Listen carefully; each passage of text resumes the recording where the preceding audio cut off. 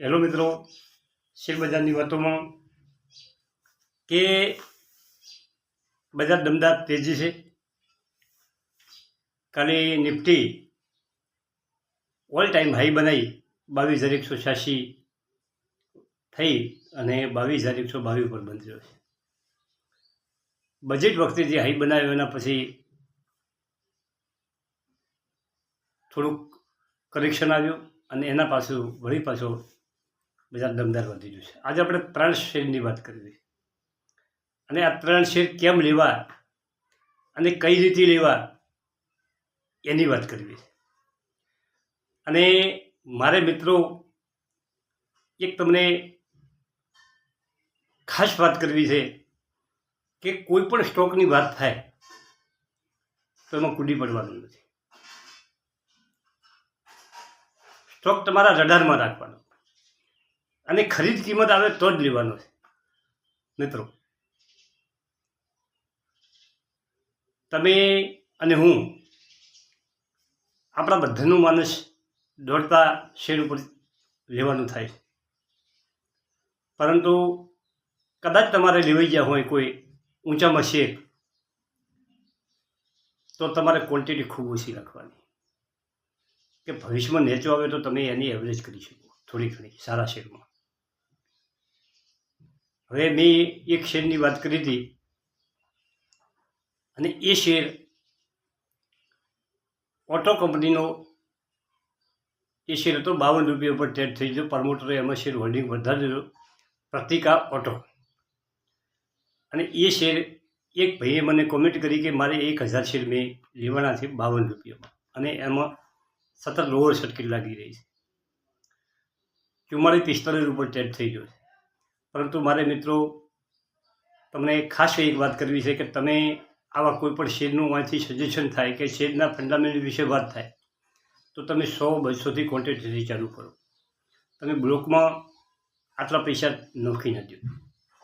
બજાર ઊંચેથી પ્રોફિટ બુકિંગમાં વેચવાવાળા ઘસારો કરે છે અને લોઅર સર્કિટ લાગે મિત્રો. અને પ્રમોટરે હોલ્ડિંગ વધાર્યું એ વાત સાચી છે, પરંતુ પ્રમોટરે ડિસેમ્બરના વોકડામાં આપણે જોયું કે પ્રમોટરે હોલ્ડિંગ વધાર્યું છે. તો મિત્રો 3 મહિને વોકડા પૈસો એ 3 મહિના પહેલાં આ શેર 20 રૂપિયા ચાલતો. 20 રૂપિયાના ભાવમાં પ્રમોટરે લીધેલો હોય ને આજે 52 રૂપિયા થતો હોય તો એમના ડબલ પૈસા થાય. એ પણ થોડું ઘણું પ્રોફિટ બુકિંગ કરે. તો આપણે આવી કાળજી ખૂબ રાખવાની. કોઈ પણ કંપની લેતા પહેલાં 1000 ગણી પાણી પીવાનું છે. વિડીયો બનાવ્યા હાટે શેર લઈ લેવું એવું નથી. તો ખાસ કાળજી રાખો. હવે એક આપણે શેરની વાત કરવાની છે કે ટોસમ ફાઇનાન્સ. આ કંપનીના હું તમને કહો તો તમે કોમેન્ટ કરો તો આ 3 કંપનીના શેરના નામ લખીશ અને એ નીચે ડિપ્રેશનમાં પણ આ કંપનીના હું નામ લખું છું એટલે તમારે મૂંઝવણ ન થાય. આ ફાઇનાન્સ કંપની.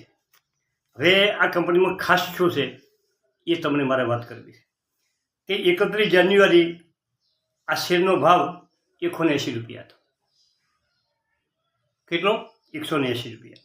બહુ નાની કંપની. 5 ફેબ્રુઆરી 247 થયો મિત્રો. 30% વધી ગયો. સતત પર સર્કિટ લાગી અને 5 ફેબ્રુઆરીથી આ શેર ઘટવા મળ્યો. 13 ફેબ્રુઆરીએ 188 મિત્રો. અને 13 ફેબ્રુઆરીથી પાછી અપર સર્કિટ લાગી એટલે 209.75 રૂપિયા ઉપર ટચ થઈ ગયો. શેર આવી રીતે કોમ કરતા હોય. તમે આવા નાના શેરો છે. હવે હું મારા જોતી રીઝનની વાત કરું કે 1818 રૂપિયા હાઈ બનાવી અને કંપની અત્યારે 1350માં ચાલી રહી છે. કેટલા ટકા કરેક્શન?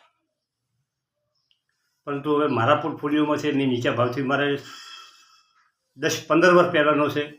મને કોઈ લોબો ફેર પડતો નથી. હા, એકદમનો પોર્ટફોલિયો ઊંચો દેખાય અને એમાં કરેક્શન આવે ફેર તો થોડો પડે જ, પરંતુ એમાં પણ નુકસાની ના થાય. એટલે તમે ઊંચેથી આવી કોઈ મોટી ડીલ ના કરશો, કોઈ મોટા પૈસા ઊંચા શેરમાં ના નાખશો. એ ખાસ કાળજી રાખજો. 209 રૂપિયા 75 રૂપિયા ટ્રેડ થાય છે. 52 વીક હાઈ 247 રૂપિયા છે એ 5 ફેબ્રુઆરીના રોજ થયો અને 52 વીક લો 62 રૂપિયા છે. માર્કેટ કેપ 1895 કરોડનું છે, નાની કંપની.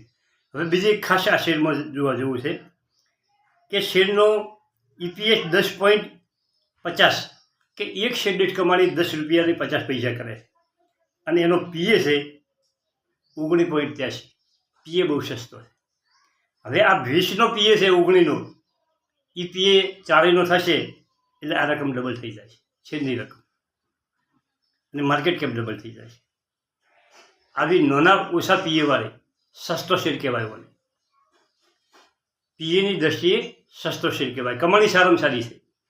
10 રૂપિયા અને 50 પૈસા એક શેર દીઠ કમાણી છે. ફિક્સ વેલ્યુ 10 રૂપિયા.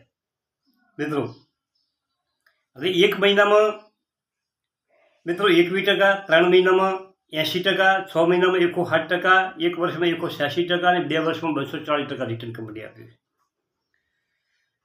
કંપની ફાઇનાન્સનું કામ કરે છે. કંપની ઉપર દેવું થોડું ઘણું રહેવાનું.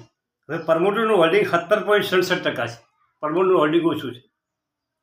FIC 13.88% છે. FIC જોરદારમાં હોલ્ડિંગ કરેલું છે અને પબ્લિક પાસે 68.44%. અને આ કંપનીનું સેલ જોઈએ તો સપ્ટેમ્બરમાં 57 કરોડનું સેલ હતું, તે ડિસેમ્બરમાં 67 કરોડનું થયું છે. અને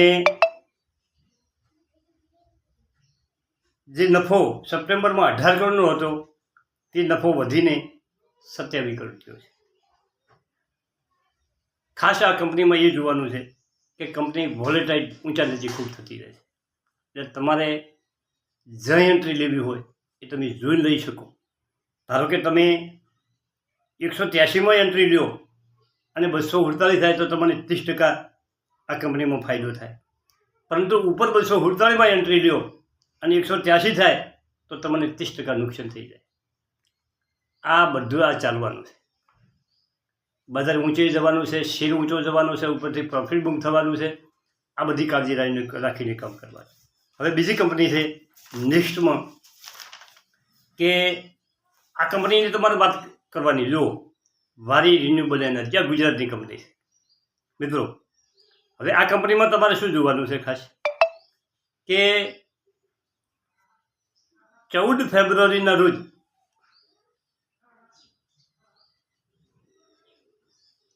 ફેબ્રુઆરીના રોજ આ શેર 5143 ઉપર હાઈ બનાવ્યો અને ઘટ્યો કે 14 ફેબ્રુઆરી આવતા 7 દિવસમાં 3791 ઉપર ગયો અને અહીંયાથી વધવા મળ્યો. આજે 4428.75 ઉપર ટ્રેડ થઈ ગયો. તમે રાહ જુઓ, કરેક્શનમાં ખરીદ્યો. આ મહત્વની વાત મિત્રો. હવે એના વોકડા તમે જુઓ મિત્રો, કે એના વોકડામાં દમદાર તેજી છે. એમાં સપ્ટેમ્બર ટીવીમાં 73 કરોડનું સેલ કર્યું હતું કંપની, અને ડિસેમ્બર ટીવીમાં 324 કરોડનું સેલ કર્યું છે. 338% સેલ વધ્યું છે કંપની. હવે નફાની વાત કરીએ કે સપ્ટેમ્બર ટીવીમાં 25 કરોડનો નફો હતો અને ડિસેમ્બર ટીવીમાં 64 કરોડનો નફો છે. 157 કરોડ નફો વધ્યો છે. કંપનીનું માર્કેટ કેપ છે 9225 કરોડ અને કંપનીએ 5 વર્ષમાં 3120% રિટર્ન આપ્યું છે. ગજબનું રિટર્ન આપ્યું છે. 2022ની કંપની છે, ગુજરાતની કંપની છે અને આ કંપની ગજબની કંપની છે. આવી કંપની તમે નીચે ટ્રેડ થઈ રહી હોય, બજારમાં ગભરાટ હોય અને બધાએ મોતી જેવા શેર વેચવા આવતા હોય, તારે તમારે પકડવું તો તમને ફાયદો થાય. 100 વાતની એક વાત છે. હવે ઓનો EPS મિત્રો 51 છે. એક શેર દીઠ કંપની 51 રૂપિયાનો નફો કરે અને PA 86.86. કંપની ઉપર સામાન્ય એટલે કે 39 કરોડનું દેવું છે. પ્રમોટરનું હોલ્ડિંગ 74.46 છે અને પબ્લિકનું હોલ્ડિંગ 25.83 છે.